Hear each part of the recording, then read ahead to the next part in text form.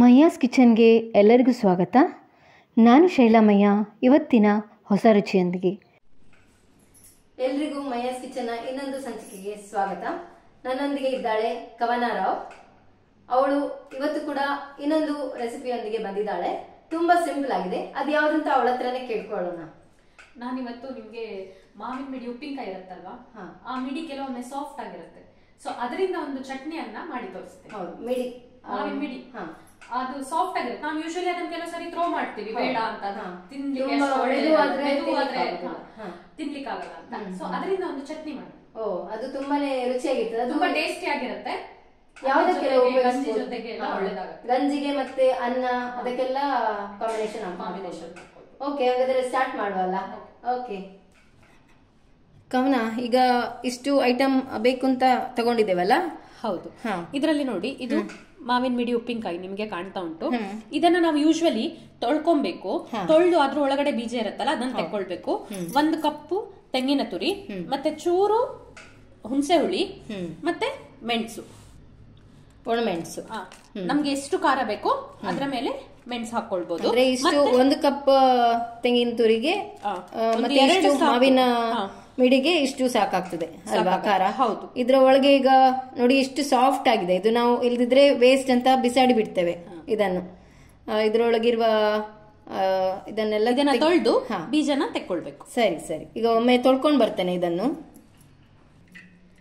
ಇದನ್ನೀಗ ತೊಳ್ಕೊಂಡು ಬಂದಿದ್ದೇನೆ ನಾನು. ಒಳಗಿರುವಂಥದ್ದನ್ನು ಬೀಜವನ್ನೆಲ್ಲ ತೆಗೆದು ಈಗ ಮಿಕ್ಸಿ ಜಾರ್ಗೆ ಒಮ್ಮೆ ಹಾಕ್ಕೊಳ್ಬೇಕಂತೆ. ಸೊ ಹಾಕ್ಕೊಳ್ತಾ ಇದ್ದೇನೆ ನೋಡಿ, ಈ ಥರ. ಇದು ತುಂಬ ಮೆದು ಕೂಡ ಆಗಿದೆ. ಇದಿಷ್ಟು ಹಾಕೊಂಡದ್ದಾಯ್ತು ಕವನ. ಈಗ ನೆಕ್ಸ್ಟ್ ಇದಕ್ಕೆ ತೆಂಗಿನ ತುರಿ ಹಾಕೋದು. 1 ಕಪ್ ಅಷ್ಟು ತಗೊಂಡಿದ್ದೇನೆ.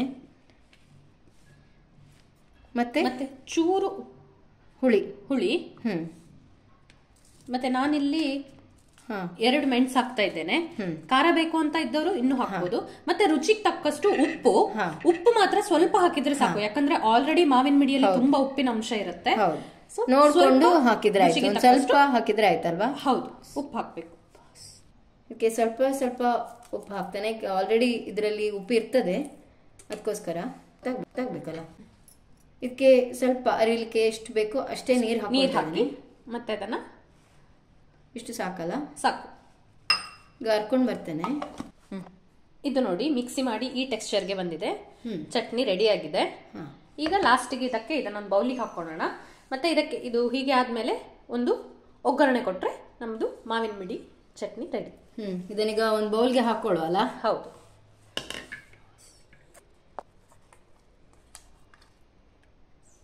ಇಷ್ಟು ಅರ್ದ್ರೆ ಸಾಕಾಗ್ತದಲ್ಲ? ಹೌದು, ನುಣ್ಣಗೆ ಅರ್ದಿದೆ ಇದು. ಹೌದು. ನೋಡಿ,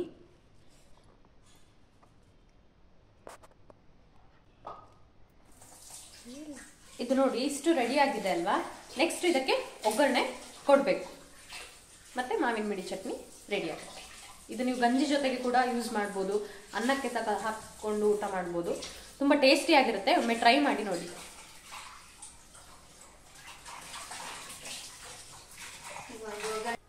ಕವನ, ಈಗ ನಾನು ಒಗ್ಗರಣೆ ರೆಡಿ ಮಾಡಿದ್ದಾಯ್ತು. ಇದಕ್ಕೆ ಈಗ ಹಾಕುವಲ್ಲ? ಹೌದು.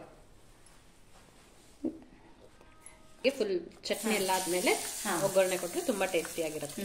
ಓಕೆ, ಇದನ್ನ ಅನ್ನದ ಜೊತೆ ಎಲ್ಲ ಒಳ್ಳೆ ಕಾಂಬಿನೇಷನ್ ಅಲ್ಲ? ಹೌದು. ಓಕೆ,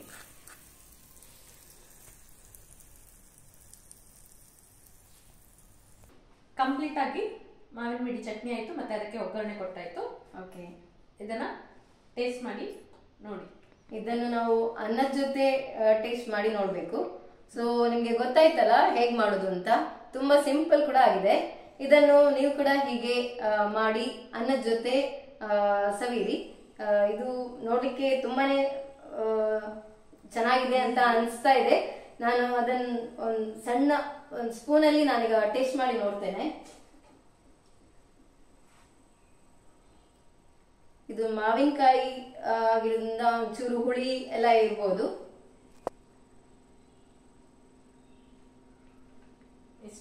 ಅನ್ಕೊಳ್ತೀನಿ. ತುಂಬಾ ಚೆನ್ನಾಗಿದೆ. ನಂಗೆ ಫಸ್ಟ್ ಆಫ್ ಆಲ್ ಉಪ್ಪಿನಕಾಯಿ ಅಂದ್ರೆ ತುಂಬಾನೇ ಇಷ್ಟ. ಅದರಲ್ಲೂ ಉಪ್ಪಿನಕಾಯಿಂದ ಮಾಡುದು ಯಾವುದೇ ಡಿಶ್ ಆದ್ರೂ ನಾನು ಖಂಡಿತ ಟ್ರೈ ಮಾಡಿಯೇ ಮಾಡ್ತೇನೆ.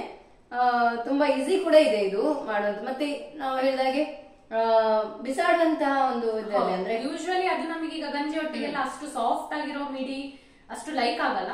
ಅದನ್ನ ಈ ತರ ಯುಟಿಲೈಸ್ ಮಾಡ್ಕೊಳ್ಬಹುದು. ಸ್ವಲ್ಪ ಹಾರ್ಡ್ ಇದ್ರೇನೆ ನಾವು ತಿನ್ಲಿಕ್ಕೆ ಇಷ್ಟಪಡ್ತೇವೆ ಎಲ್ರು ಕೂಡ. ಇದು ತುಂಬಾ ಮೆದುವಾಗಿದೆ ಅಂತ ಹೇಳಿದ್ರೆ ಎಲ್ರು ಬಿಸಾಡ್ಲಿಕ್ಕೆ ನೋಡ್ತಾರೆ. ಅಂತದ್ರಲ್ಲಿ ಇದನ್ನು ಈ ತರದ ಒಂದು ಒಳ್ಳೆ ರೀತಿಯಲ್ಲಿ ಯುಟಿಲೈಸ್ ಮಾಡಿ ಚಟ್ನಿ ಮಾಡಿರೋದ್ರಿಂದ ತುಂಬಾ ಟೇಸ್ಟಿ ಆಗಿದೆ. ನೋಡಿ ನೀವು ಕೂಡ ಈ ತರ ಒಂದು ಮಾಡಿ ಟ್ರೈ ಮಾಡಿ. ನನ್ನ ಮಯಾಸ್ ಕಿಚನ್ಗೆ ಬಂದ ಕವನ ರಾವ್ ಅವರಿಗೆ ಇನ್ನೊಮ್ಮೆ ನಾನು ಧನ್ಯವಾದವನ್ನು ಹೇಳ್ತೇನೆ. ಧನ್ಯವಾದ ಕವನ ಅವರಿಗೆ. Thank you. ನನ್ನನ್ನ ಕರೆದಿದ್ದಕ್ಕೆ ಸಹ ತುಂಬಾ ಥ್ಯಾಂಕ್ಸ್ ಅಂತ ಹೇಳ್ತೀನಿ. ಹೀಗೆ ನನ್ನ ಚಾನೆಲ್ ಅನ್ನು ಎಲ್ಲರೂ ನೋಡಿ ಎಂಜಾಯ್ ಮಾಡಿ ಅಂತ ಹೇಳ್ತಾ ನಿಮ್ಮೆಲ್ಲರಿಗೂ ಧನ್ಯವಾದಗಳು.